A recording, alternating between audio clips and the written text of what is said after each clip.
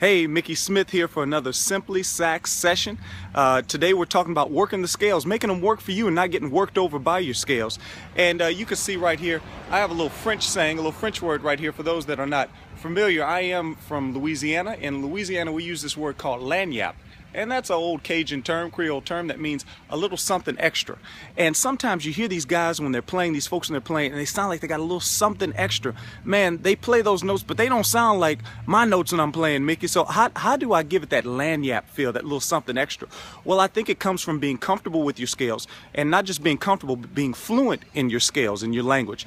And one way you can do that is, again, we talked about in the last Simply Sax session, you've got to have those scales memorized in their basic form. B flat, E flat, A flat, D flat are four great ones to start with. Obviously there are 12 scales, and with each opportunity you get, you should take a step to learn all 12 scales. But once you have the major scales, then there are other elements of the scale, such as minors, you have diminished scales, we have blues scales, pentatonic scales. A lot of these things are used to express or to convey certain emotions, feelings, and ideas. So what I want to encourage you to do, if you haven't already, memorize those major scales.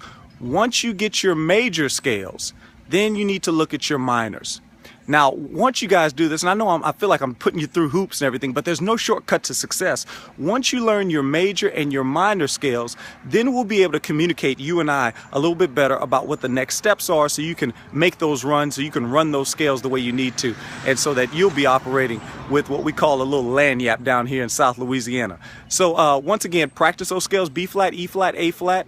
Find them in their major form and minor form. You can go online and find these resources if you have access to internet. It's very, very simple. You just simply type in major scales, type in minor scales. Remember, when I say B flat, E flat, A flat, I'm talking about concert pitches. So if you're alto sax, I'm talking about the scale that starts on G for B flat, the scale that starts on C for E flat, the scale that starts on F for A flat, and the scale that starts on B flat for D flat. For tenor sax, if you're playing that, and when I say B flat, I'm talking about the scale that starts on C. When I'm talking about the scale, E flat concert, it's the scale that starts on F.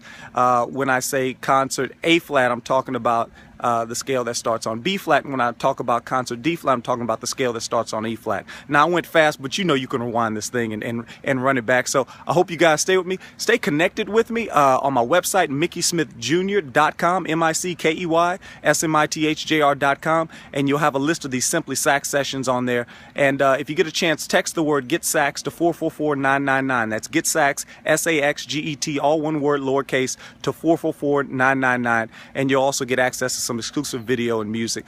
And check me out on Facebook, Mickey Smith Jr. Thanks again, guys. Another Simply Sax session.